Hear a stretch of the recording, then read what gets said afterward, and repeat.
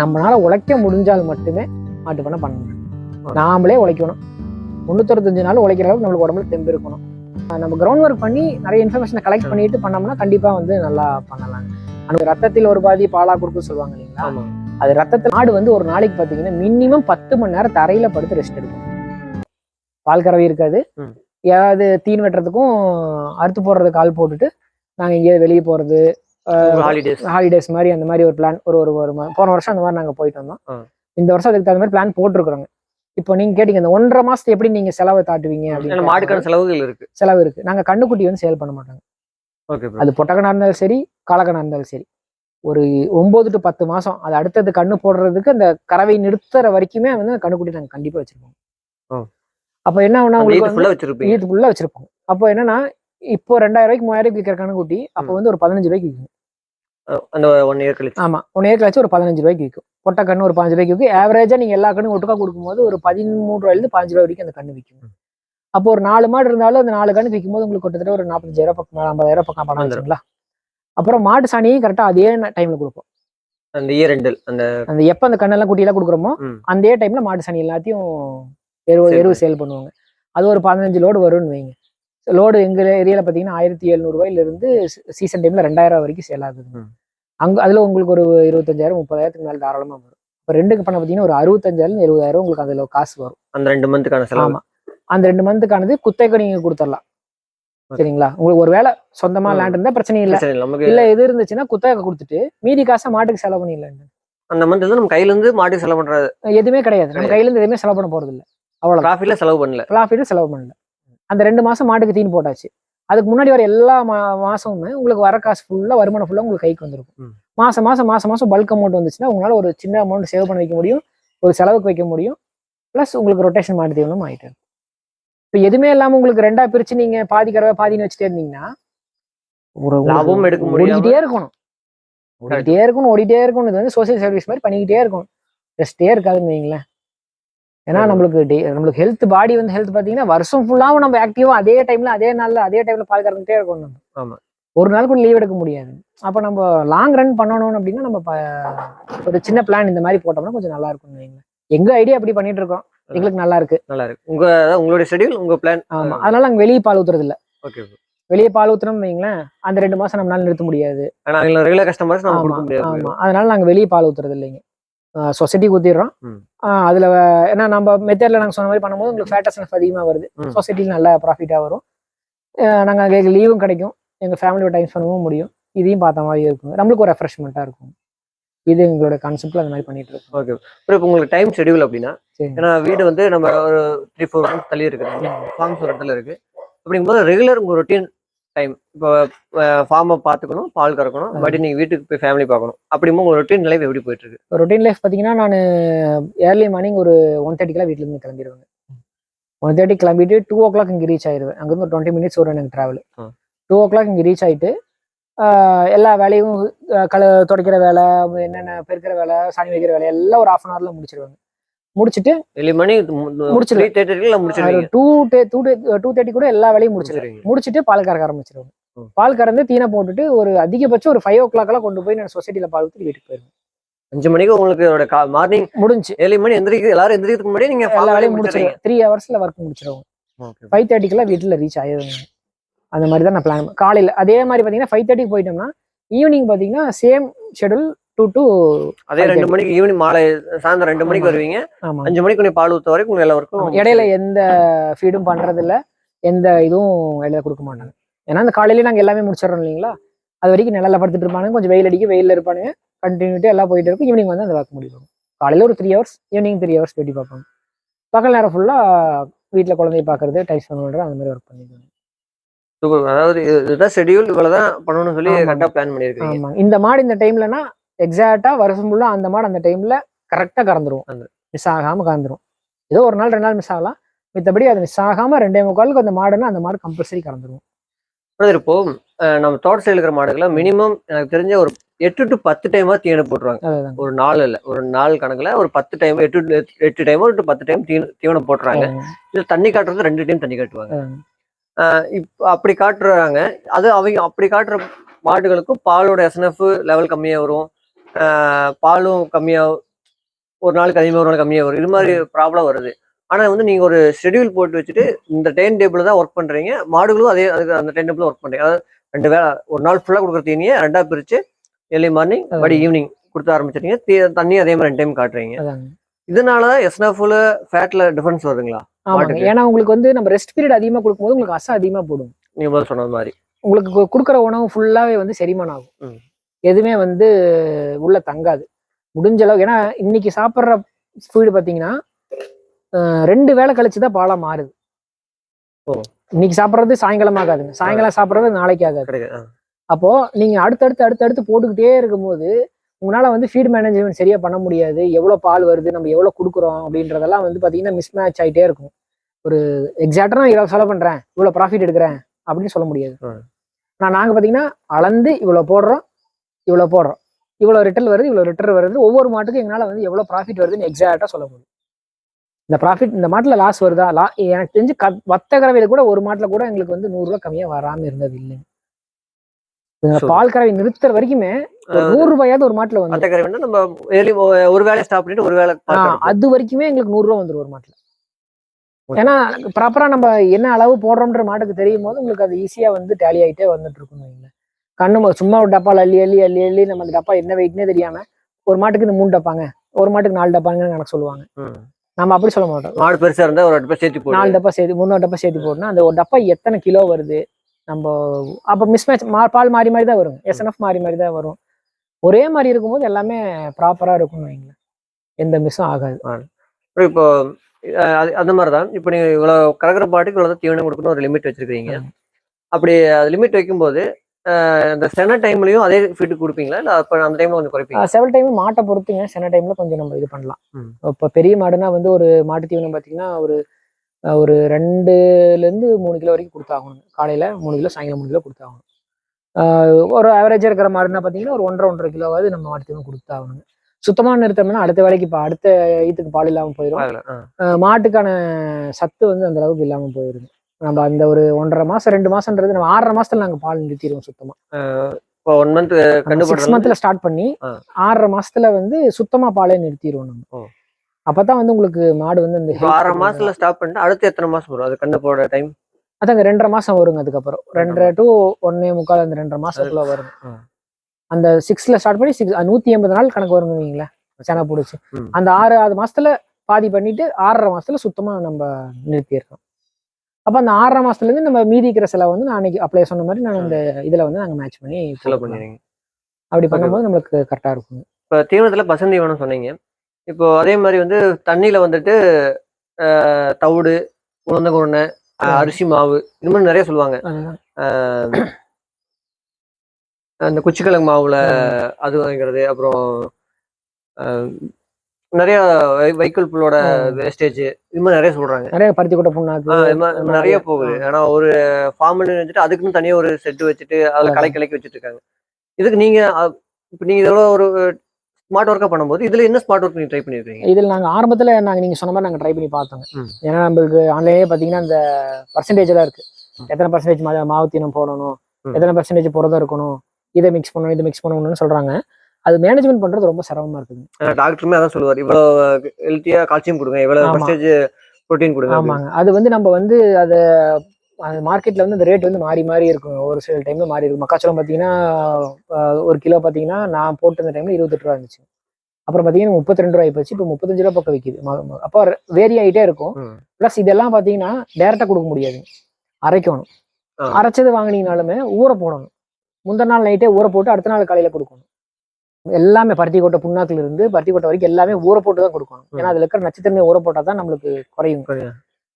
அந்த மாதிரி பண்ணும்போது பாத்தீங்கன்னா வேலை ரொம்ப இழுக்குது. இப்போ ஒரு 10 மாடு 8 மாடு இருக்குன்னா ஒவ்வொரு மாட்டுக்கு நீங்க நைட்டு ஊற போட்டு அடுத்த நாள் காலையில அதை போட்டு நான் பெரிய ஒரு ப்ராசஸ் செஞ்சுட்டே இருக்க மாதிரி இருக்கு. பட் ரிசல்ட்டும் பாத்தீங்கன்னா பால் இருந்தாலுமே எஸ்என்எஃப் வர்றது இல்ல. மாறி நிறைய பிரச்சனைகள் இருக்குதுங்க.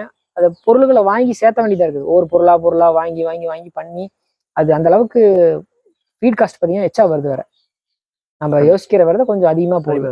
இப்போ ஒவ்வொன்றும் தனித்தனியா நீங்க மூட்டையை வச்சு அதை பிரிச்சு அதை பாதுகாத்து பூசணம் முடிக்காம வச்சு பண்ணிட்டு இருக்கணும்.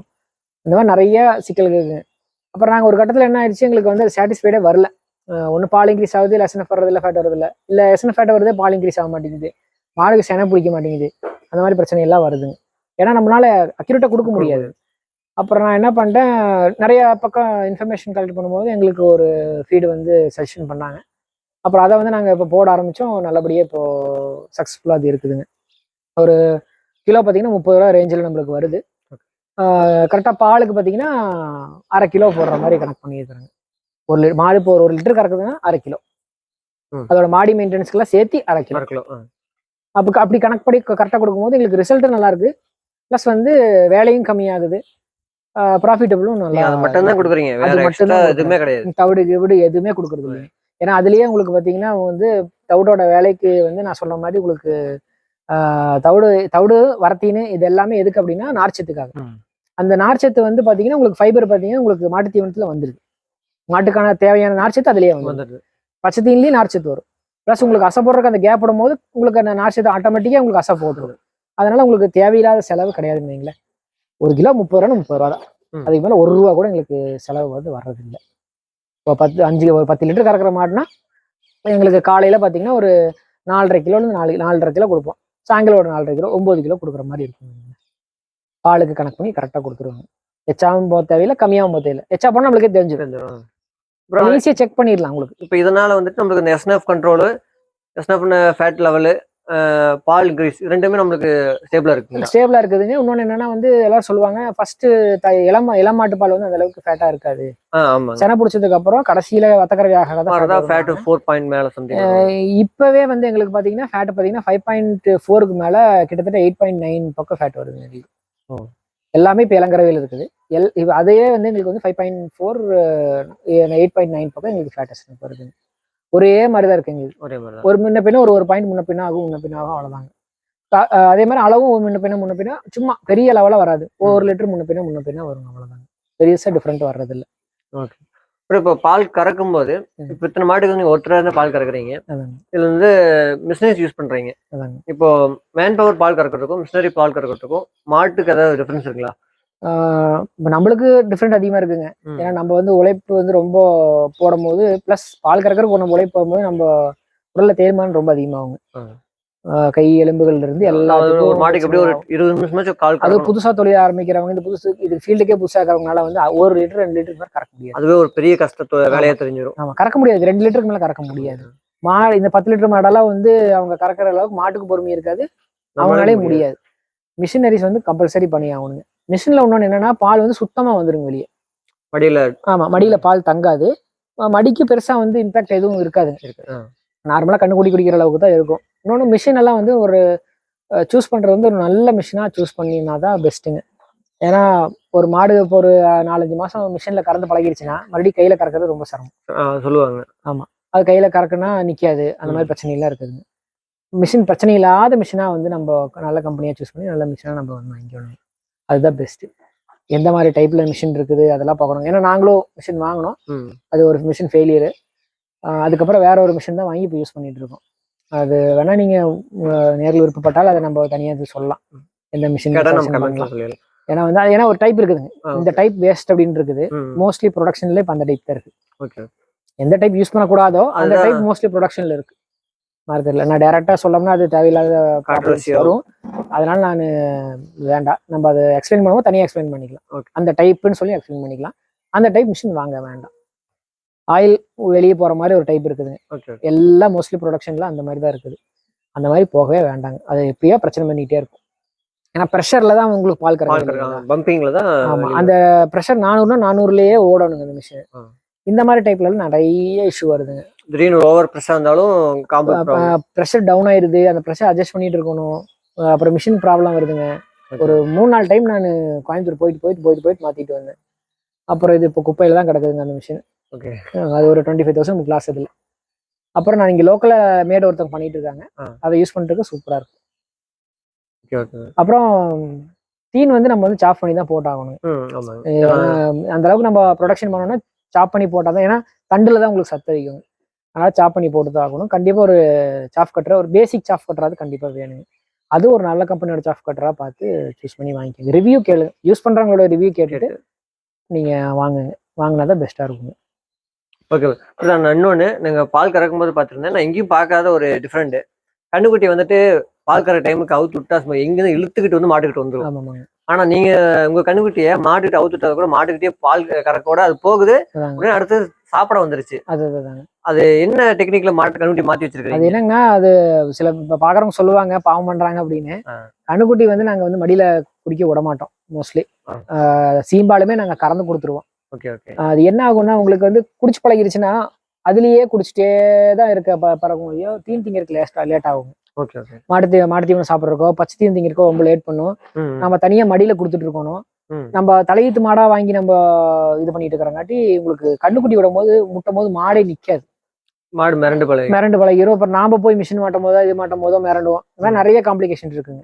அதனால வந்து ஆரம்பத்துல இருந்தே நாங்களே வந்து பால் கறந்துருவோம். கண்ணுக்குட்டிக்கு வந்து எவ்வளவு குடிக்குதோ அவ்வளவு வந்து பாட்டில்ல கொடுத்துருவோம். நாங்க நீங்க எக்ஸ்ட்ரா கறந்ததுக்கு அப்புறம் பாட்டில்ல கொடுத்துறீங்க? ஆமாங்க. பாட்டில்ல கொடுத்துட்டு மடியில வந்து விடவே மாட்டோம். ஏன்னா அரைகுறையா குடிச்சிட்டு நாளைக்கு வந்து ஏதாவது காம்புல நின்றுச்சு அப்படின்னா நம்மளுக்கு மடி நோய் பிரச்சனை வரும், மடி கட்டிக்கும், அந்த மாதிரி இஷ்யூ எல்லாம் வருதுங்க. அதனால பாத்தீங்கன்னா நாங்க காம்புல கண்ணுக்குட்டி கூடுறதே இல்லை. ஃபுல்லா கறந்துட்டு கண்ணுக்குட்டிக்கு எவ்வளவு வேணாலும் கொடுத்துருது. அதனாலதான் நீங்க பார்க்கும்போது என்னன்னா கண்ணுக்குட்டி நேரம் வந்து ஃபர்ஸ்ட் தீனு சாப்பிட்டுரும். எனக்கு மாட்டோட பக்கத்திலேயே கட்டும் போது மாடு சாப்பிடும் போது இது சாப்பிட்டு பழகிடும். நம்ம தனியா உட்காந்து அதுக்கு தவிடு தண்ணி ஊத்தி பச்சை தீனை கொடுத்து பழக்கலாம் வேண்டியது இல்லை. ஆட்டோமேட்டிக்கா அதுவே பழகிருன்னு வைங்களேன். அது பாட்டுக்கு தனியா பழகிட்டு சாப்பிட்டு இருக்கும். எல்லா வேலையும் முடிச்சுட்டு நம்ம பாட்டில் ஊத்தி ஃபீடு காட்டிக்கலாம். அது எவ்வளவு நாளைக்கு காட்டுவீங்க? ஃபர்ஸ்ட் ஒரு மாசத்துக்கு கொஞ்சம் குவான்டிட்டி அதிகமா காட்டுவாங்க. ரெண்டாவது ஒரு மாசத்துக்கு பாத்தீங்கன்னா கொஞ்சம் கம்மி பண்ணுவோம். அப்புறம் ஆட்டோமேட்டிக்கா உங்களுக்கு அதுக்கப்புறம் பாத்தீங்கன்னா ஃபீடே நல்லா எடுக்க ஆரம்பிச்சிடும். ஆட்டோமேட்டிக்கா ஸ்டாப். 3ஆவது மாசத்துல எல்லாம் நாங்க ஆட்டோமேட்டிக்கா ஃபீடு ஸ்டார்ட் பண்ணிடுவோம். நான் பால் நிறுத்திடுவோம். ஒன்றும் பிரச்சனை இருக்காது. இன்னொன்னு இப்படி பழகிட்டே இருக்கும்போது என்னன்னா மாடுமே பாத்தீங்கன்னா கண்ணுக்குட்டி விட்டுனாதான் நான் பால் விடுவேன் அப்படின்ற கண்டிஷன் எல்லாம் போயிடும். ஒரு எமர்ஜென்சி கூட நீங்க கண்ணுக்குட்டி சேல் பண்ண முடியாத நிலைமையெல்லாம் வர்றது. கண்ணு சனையாகிற வரைக்குமே வச்சுட்டே இருப்பாங்க. அந்த பிரச்சனையெல்லாம் இதுல வராது. மாடுமே வந்து கண்ணுட்டி பக்கத்துல இருந்தாதான் பாலே சொல்ற விடும். இல்லாட்டி கண்ணுட்டி கிட்ட கிட்ட போய்கிட்டே இருக்கு பால். அந்த மாதிரி நிறைய பிரச்சனைகள். கொஞ்சம் கண்ணுக்குட்டி காலக்கெல்லாம் கொஞ்சம் பெருசாயிருச்சு அப்படின்னா குடிக்கவும் முடியாது. அதனால நாங்க மோஸ்ட்லி நாங்க பாட்டில்ல கொடுக்கறது தான் எங்களுக்கு பொறுத்த வரைக்கும் பெஸ்டா தெரியுது.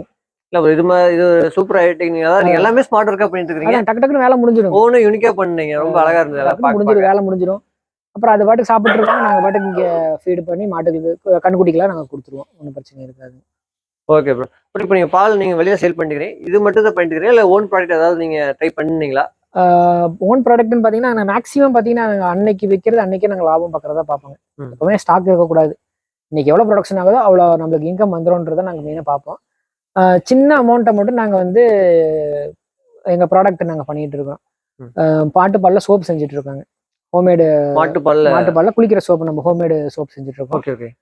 ஷாம்பு செஞ்சுட்டு இருக்கோம். ஷாம்பு செய்யறாங்க.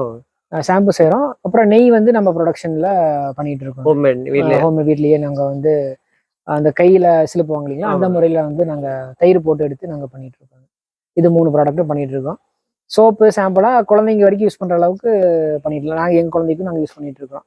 அந்த மாதிரி நாங்க பண்ணிட்டு இருக்கோம். சோப் ஷாம்பு பண்ணிட்டு இருக்கோம். இதுல எப்படி நீங்க ஒரு ஷாப் வச்சு ஷாப்புக்கு சேல் பண்ணுவீங்க இல்ல உங்களுக்கு? இல்லைங்க, நாங்க ஷாப்புக்கு சேல் பண்ணோம். அதுக்கு நிறைய ப்ரொசீஜர்ஸ் இருக்கு. நாங்க ஒன்றும் அந்த அளவுக்கு போகல. ஏன்னா நாங்க எப்படின்னா மாட்டுல பால்ல வர ப்ராஃபிட்டை கொண்டு போய் ஒரு இடத்துல நிறுத்தக்கூடாது அப்படின்ற மாதிரி ஒரு பிளான்ல இருக்கும். நீங்க ஆரம்பத்துல ஒரு டைம் சொல்லும்போது வந்துட்டு அன்னைக்கான சேலரி அன்னைக்கு வந்துடும், அன்னைக்கான ப்ரொடக்ஷன் அன்னைக்கு காஸ்ட் வந்துடும். அது போக எக்ஸஸா கொஞ்சம் அமௌண்ட்டை தான் நாங்க வந்து, அது ரொம்ப சின்ன அமௌண்ட்னு வைங்களேன், அந்த அமௌண்ட்டை தான் அந்த சோப்புக்கு இதுக்கு யூஸ் பண்றோம். அதனால இன்ஸ்டாகிராம்ல சேல் பண்றோம். பிளஸ் பக்கத்துல தெரிஞ்சவங்க அவங்க எல்லாம் வாங்குறாங்க. இன்னும் அதை பெரிய லெவல்ல நாங்க இது பண்ணல. கேட்கறவங்களுக்கு மட்டும் அனுப்பிச்சு விட்டுட்டு இருக்கிறாங்க. நிறைய பக்கம் வெளியே போகுதுங்க. மைசூரு, கேரளா அங்கெல்லாம் சோப் கொடுத்துட்டு இருக்கோம். ஒரு மாசம் ஒரு 60-70 சோப் அந்த மாதிரி போயிட்டு இருக்குது, கொடுத்துட்டு இருக்கோம். அது நீங்களே நாங்க ஒன்னாவே செய்யறோம், வீட்டுல செய்யறோம். அது காஸ்மெட்டிக் கிளாஸ் ஒன்று போயிருந்தோம். அதோட மூலியமா நம்ம அதை ப்ரிப்பேர் பண்ணி செஞ்சுட்டு இருக்கோம். அப்படி கிளாஸ் போயிருக்கும்போது சர்டிஃபிகேட் பண்ணிருக்கோம். பட் நம்ம மார்க்கெட் லெவல்ல வெளியே வரும்போது பாத்தீங்கன்னா இன்னும் அதுல நிறைய சர்டிஃபிகேஷன் ப்ராசஸ் இருக்கு. நம்ம அந்த அளவுக்கு ஒன்றும் போகலீங்க. நீ அது சக்சஸா போகும்போது பார்க்கலாம் அப்படிங்கிற நம்ம பண்ணலாம் அப்படிங்கிற மாதிரி இருக்கு. இப்போ கஸ்டமர்ஸ் கேட்டாங்கன்னா வெளியில செல் பண்ணிட்டு இருக்காங்க. எல்லா பக்கம் அனுப்பிச்சிட்டு இருக்காங்க. சென்னை, இப்போ இங்க அரக்கோணம், நிறைய பக்கம் போயிட்டு இருக்கு. நிறைய பக்கம் அனுப்பிச்சிட்டு கஸ்டமர் ஒரு டைம் வாங்கி ட்ரை பண்ணாங்கன்னா கண்டிப்பா நல்லா இருக்குங்க. ஏன்னா ஒரு டைம் வாங்கி யூஸ் பண்ணி பார்த்தாங்கன்னாவே தெரியும். கெமிக்கல் சோப்புக்கும் நம்ம ஆயில் பேஸ்ட்ல பண்ற மாட்டுப்பால் சோப்புக்கும் நிறைய வித்தியாசம். அது ஒரு டைம் யூஸ் பண்ணாங்களாவே அதோட ரிசல்ட் என்னன்னு தெரிஞ்சுக்கணும். Okay bro. நம்ம இன்ஸ்டா ஐடி வந்து நம்ம கீழே கமெண்ட் லிங்க்ல கொடுத்தலாம். கஸ்டமர்ஸ் வேணும் அப்படின்னா வாங்கி ஒரு டைம் ட்ரை பண்ணி பார்க்கணும். பிடிச்சிருந்தா ரெகுலரா உங்கள்கிட்ட பர்ச்சேஸ் பண்ணிக்கலாம். ரொம்ப நன்றிங்க. Okay bro. ப்ரோ எல்லாமே தெளிவா சொன்னீங்க. உங்க ஃபார்ம் பார்க்கும்போது நம்மளுக்கும் சரிங்க. அவ்வளோ அழகா சிம்பிளா பண்றாரு. சும்மா எல்லாருமே நம்ம ஃபார்ம் வச்சிருக்கோம்னு சொல்லி போட்டு ஃபார்ம்லயே இருக்காம டைமிங் ஷெட்யூல் போட்டு கரெக்டாக வேலை செய்றீங்க. ஆமாங்க. எல்லா ஒர்க்குக்குமே வந்துட்டு முக்கியமான தேவை அந்த ஷெட்யூல் போட்டு ஒர்க் பண்றது ஆமா, ஆமாங்க. அப்படிங்கிறது. நீங்க அழகா பண்ணியிருந்தீங்க. உங்களை சரிங்க. சொல்லும் போதே எனக்கு காலையில உங்களோட டிராவல் பண்ணிட்டு இருக்கிறேன். சரிங்க. பார்க்கும்போது எல்லாமே எனக்கு ரொம்ப பிடிச்சிருந்துச்சு. ஏன்னா ஒவ்வொன்றும் ஒவ்வொரு இடத்துல ஒரு யூனிக்கா இருக்கு. ஆமா, ஆமா. கண்ணுக்குட்டி தனியா ஒரு பாக்குறீங்க. மாட்டுகளுக்கும் இப்போ மாட்டுக்காக நான் மாட்டு சொல்லும்போது நீ அது உரிமையா அவன் அப்படி பண்றான், இவன் இப்படி பண்றான் அப்படின்னு ஒவ்வொருத்தருக்கும் நாங்க நேம் வச்சிருக்கோம். ஒரு நேம் வச்சு ப்ராப்பரா அதப்படிதான் எல்லாமே. நீங்க அதோட சேர்ந்து ஒரு ஃபேமிலியா ரன் பண்ற மாதிரி இருக்கு ப்ரோ பார்க்கவே. அது மாதிரி மழகா ஃபார்ம்ல ஒரு கோயில் கூட இருக்கு. ஆமாங்க. முருகர் குழந்தை வளர்ப்பர் இருக்கிறாரு. அதான் நீங்க பார்க்க ஒரு ஃபார்ம்லயே வந்துட்டு நீங்க ஒரு கோயில் மாதிரி நீங்க ரன் பண்ணிட்டு இருக்கிறீங்க. பார்க்க ரொம்ப நல்லா இருக்கு ப்ரோ. இது மென்மேலும் வளரணும்.